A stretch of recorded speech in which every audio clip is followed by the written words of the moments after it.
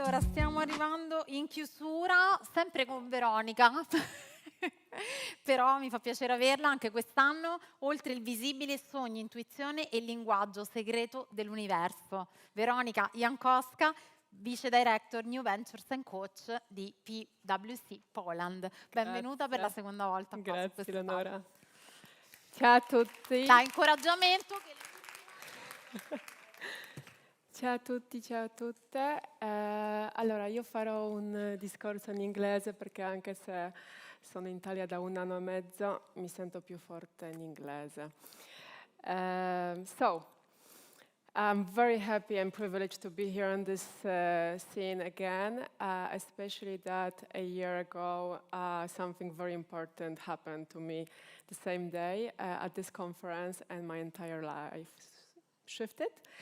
And that's why I would like to speak to you today about how listening to our intuition can simply change the way we live, our happiness, and finding the real purpose in life, which happened to me.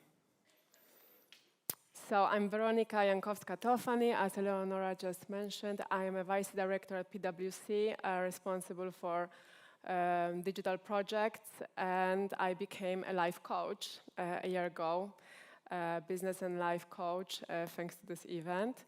And this speech will be about saying how, by listening to our intuition, even a Polish lady not speaking perfect Italian can find her purpose in foreign country. So I hope it's going to be a bit of inspiration for you for this weekend.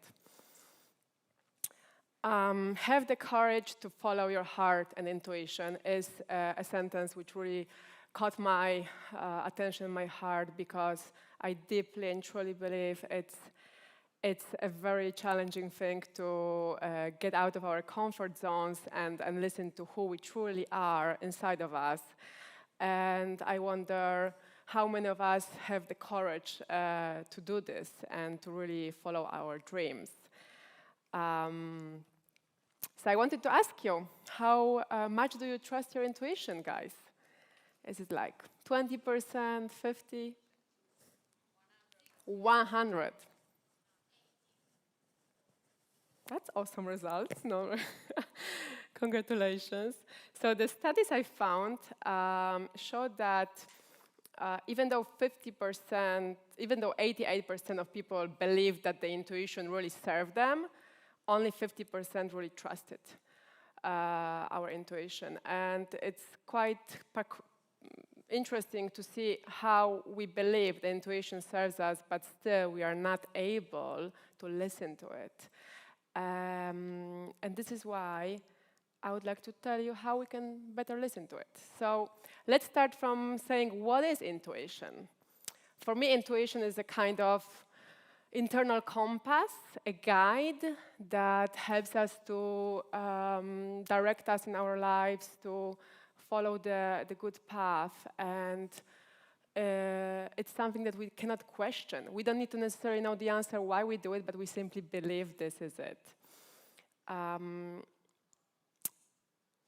now I'm going to share some personal story, because it's been years that my intuition is whispering to my ear, do something for women, help women, help them get empowered. And I was doing things like this pro bono as a mentor with different associations, but I was never really seriously taking under consideration doing it as a full-time job. And until a year ago on this scene, where I really understood this is it. But it's all about trying to listen to this small voice that is sometimes simply whispering too quietly, and not keep on being busy as we tend to be, because we tend to be busy, we tend to neglect this kind of small internal voice inside of us. So how can we tap into our intuition? I would like to share with you 3 tips that helped me a lot in this year, in this journey of me settling down in Italy. And the first one would be live your life more consciously, which is a broad definition. So let me share with you some tips and tricks. Start your day with an intention. I discovered the power of the intentions a year ago, and I practice it on a daily basis with my daughter on the way to school. When I ask her what's her intention for the day, I ask myself too. And it's kind of fascinating how by defining an intention we can literally get the result, because intention is an idea that we plan to deliver, that we plan to realize, and we really see the real effects out of it. So I'm warmly inviting you to start intentionally, even for today's conference. What was your intention to get? What did you wanted to get out of this conference? Connections, knowledge, maybe inspiration.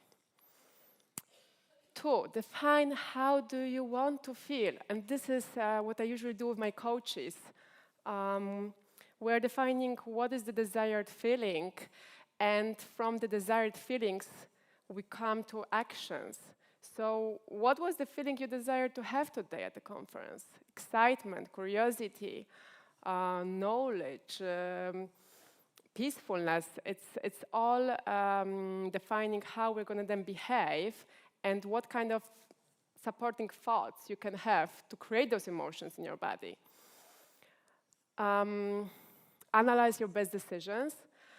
So by analyzing our best decisions in life, we can see patterns and values that are guiding us in our lives. So what I find very, very useful is how by simply analyzing what was best serving us in life, we can access our values, and that also permits us to access, and it's related to intuition. So the values, together with the intentions and emotions, for me were fundamental in creating a life which is much more conscious and which is filling me up. And on my one-to-one sessions, I go deeper into how we can define the values. And the question I like to pose the most, because people often ask, I don't know what are my values, like how can I define them? And I love the definition I've heard one day is without which value, you, Jessica, you, Caroline, you wouldn't be yourself. Simply like one value without which you're losing identity. And it's not an easy answer, but for sure it's something to think about. Listen to your inner self. So once we've built this consciousness, self-consciousness about ourselves, we can try to listen to ourselves. And thanks to one of the course I've done, I started to meditate. So what is a meditation, in fact? Does anybody practice meditation?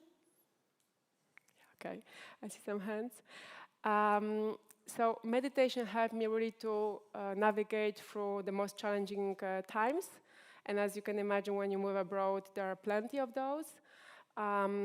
It helped me to connect to my body, and therefore, when meditating, I'm also accessing my intuition and the immediate replies that pop up. It helped me to connect with my inner self. And by simply asking the questions during the meditations, we can shift our mindset, our brain. And the very cool trick I'm doing is I'm trying to focus during my meditations on the positive outcomes I would like to achieve in life. And now we can move smoothly to my favorite tool, which is visualization. So I realized in Italy that if we visualize regularly, we can really create the life we want. And it's a simple trick of imagining that you already have what you desire. I don't know if some of you have had this kind of feeling that when you really think about it, about something over and over again, it really happens. And it's simply thanks to the fact that there are these neuronal connections in our brain that create a pattern, a new pathway for our brain to remember a new habit. And I'm using visualizations pretty often to visualize. I've even done it before the session today. I was visualizing how I'm going to perform on the stage. I was visualizing the smiles on the faces of people. I was visualizing how I'm going to feel. And I create, when we do it regularly, we can create really a neural patterns, neural connections in our brain. That's kind of fascinating. And I would like to take an opportunity and invite you for a small visualization, if you would be open. With closed eyes, ideally speaking. So if I can ask you to close your eyes and relax. Take a few deep breaths. Feel how with every breath your body is getting out of every tension. Let go all the thoughts and come back to the present moment. And just conscious of the event, I imagine you've had a lot of inspirations during these 2 days. So if you would have to choose one of the action that you would like to put in place from tomorrow, an action that would make you closer to who you truly are, what would that be? Try to see the images in front of you, who you're going to speak to, who is going to be sitting next to you, what you're going to see, what you're going to smell, how you're feeling. If there are any negative thoughts, how do you react to those?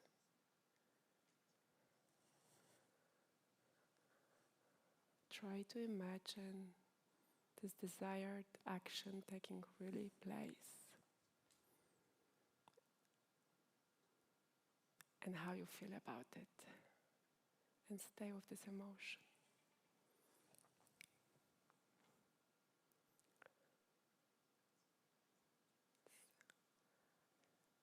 So once you're ready, please open your eyes.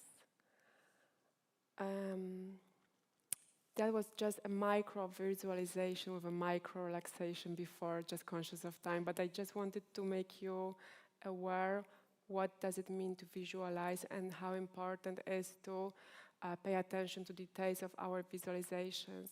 If you continue doing this kind of exercises on a daily basis in terms of who you desire to be in life, who you choose to be in life, the images might pop up in a much clearer way. And then it's acting on your inner voice. So what happened to me is that finally I took the decision and the courage to become a coach, a life and business coach for women. And it was shocking to me to see the result. So basically speaking, what happened is that all of the doors started to open up in front of me, in Italy and abroad. My boss at PwC allowed me to perform these coaching sessions for our internal as well as external clients. And people from different organizations in Italy welcome my ideas and are interested in cooperating with me. And this is what I want to say as once you listen to your intuition, the universe shows you signs. Because I was really deeply shocked of what was happening. However, it's not that, and I really would like to emphasize that, it's not that the universe is giving us what we want. First, we need to become who we truly seek to become. And then the universe is gonna come back and give us what we really need and want, and this is when we feel like being on the good path in life. So, do you have the courage to follow your intuition? Wow! Great. Guys, thank you very, very much. I'm sharp in time with 30 seconds left, so in case you would like to access your inner intuition, just write me, and I'm very, very happy to be here on the stage today. Thank you. Grazie mille. Thank you so much. Thank you, Weronika. Thank you very much.